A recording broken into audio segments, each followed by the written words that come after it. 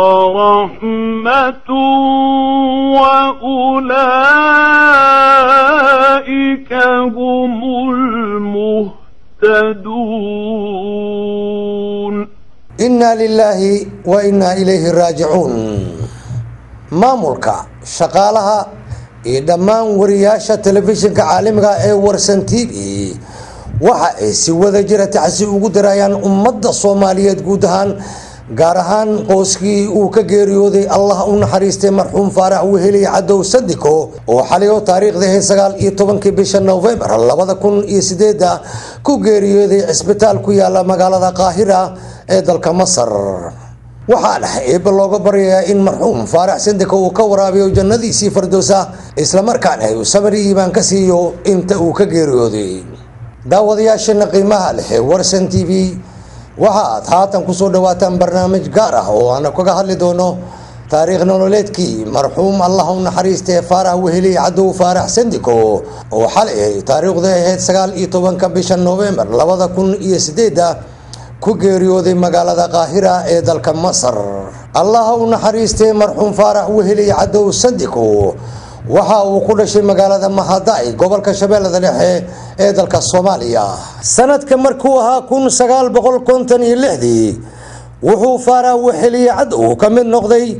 kooxda kubadda cagta ee Serie B ee degmada Shangani ee magaalada Muqdisho iyadoo isla sanadkaasi uu ku biiray ciyaarta feerka ama boxingka. marxuum Faarax Weheli Cadow Sadiko wuxuu ka mid ahaa 13 qofood ee gumeysiga Talyaaniga kala wareegay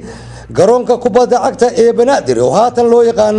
Stadio Conis. 1962 Faarax Sadiko waxa uu ka fariistay ciyaaraha isagoo u wareegay dhinaca garsoorka ee kubadda cagta. 1963 marxuum Faarax Weheli Cadow Faarax Sadiko waxa uu noqday garsooraha heerka labaad. 1967 uu Faarax Sadiko u dalacay garsoorka heerka koowaad. 1969 Faarax Sadiko waxa uu noqday garsoore heer caalami ah. sanadka 1972 marxuum Faarax Sadiko waxa uu noqday madaxa isboortiga iyo dhalinyarada ee degmada Boodare magaalada Muqdisho ee dalka Soomaaliya. 1975 wuxuu Faarax Sadiko noqday gudoomiye ku-xigeenka xiriirka Soomaaliyeed ee kubadda cagta iyo xubin guddiga Olombikada Soomaaliyeed. sanadka markuu ahaa 1978 Faarax Sadiko waxa uu noqday gudoomiyaha xiriirka Soomaaliyeed ee kubadda cagta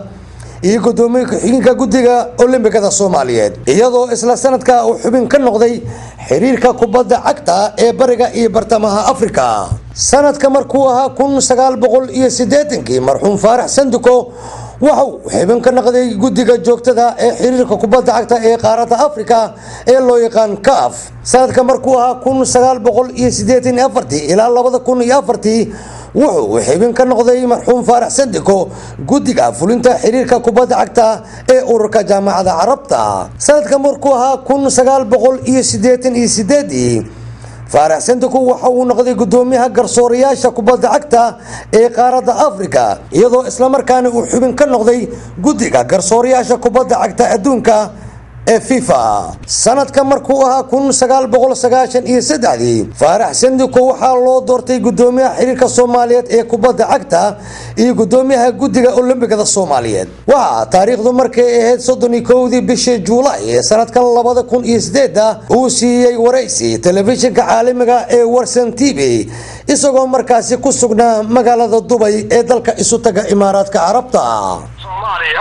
dadka Soomaaliyeed ee sportiga ama maamula ama jecel ama kooxaha naadiyada leh waxay leeyihiin way aragnimadaadii iyo waxtarkaagii muddadaadii wixii ka dambeeyay wax dambeeya oo horukaca lama samaynin. marka waxaan jecelahay inaa meesha ku noqoto. sidaas daraadeedna waxaan ku sheegayaa in bishii Juun 23 anoo Ameerika jira oon hataa ka warqabin la ii doortay inaan dib ugu noqdo xiriir kubadda cagta oon gudoomiye ka noqdo. marxuum Faarax Sadiko waxa uu muddo dheer ku soo jiray arrimaha isboortiga iyo siyaasadda Soomaaliya iyadoo sanadkii 2004 uu soo tartamay jagada madaxweynenimada. haddaba Faarax Weheli Cadow Sadiko wuxuu ifka kaga tagay 11 caruur. haatan qadka waxaa magaalada Dooxa ee dalka Qatar toos ugu jira danjiraha Soomaaliya uu fadhiya dalka Qatar General Ismaaciil Qaasim Naaji danjire Ismaaciil Qaasim Naaji habeen wanaagsan waxaan barnaamij gaar ah oo ku sameynay geeridii ku timid marxuum Allah u naxariistay Faarax Weheli Cadow Faarax Sandiko oo xalay taariikhda 19 bisha November sanadka 2008 ku geeriyooday magaalada Qaahira ee dalka Masaarida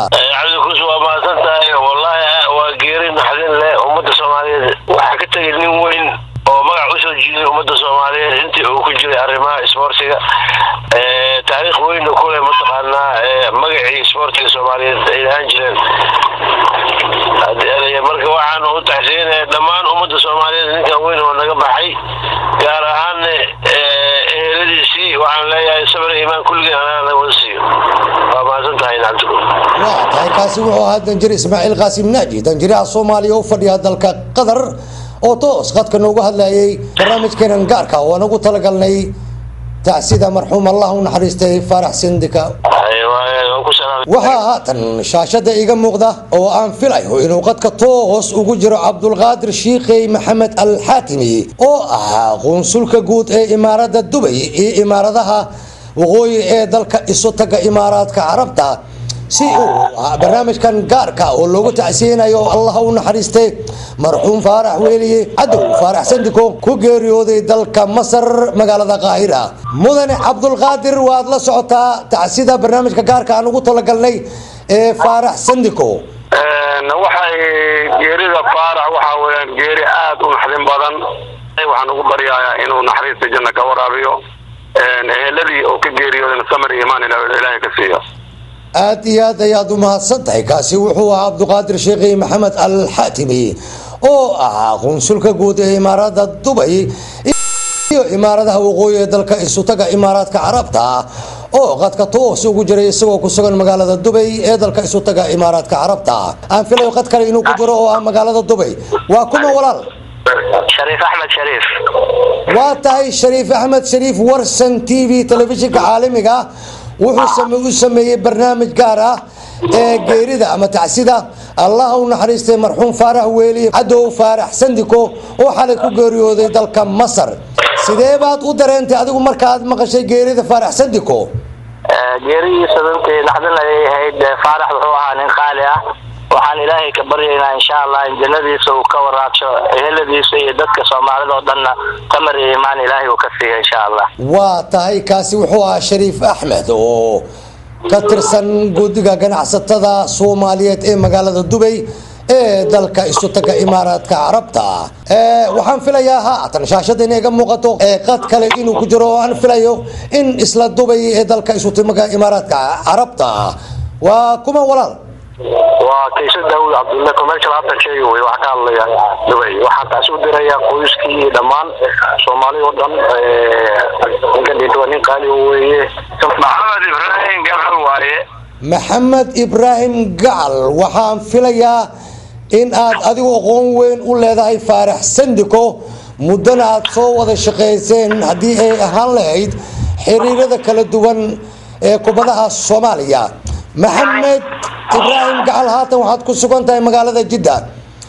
sidee baad marka adigu u dareentay markii aad maqashay geerida Faarax Weheli Faarax Cadow Sandiko adiguna aad aqoon weyn u leedahay Faarax Sandiko waxaan u dareemay Allah u naxariisto horta asaga waxaan gaarsiinayaa ehelkiisii oo dhan walaalkiis Muuse iyo Cali inta aan aqaano iyo caruurtu Faarax dhalay oo labada bax Allah u naxariisto Faarax nin qaran oo qaranka ka dhintay waaye Faarax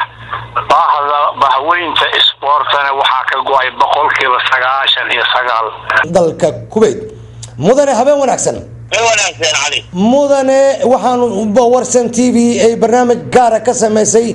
taariikh nololeedkii Allah u naxariistay marxuum Faarax Weheli Cadow Faarax Sandiko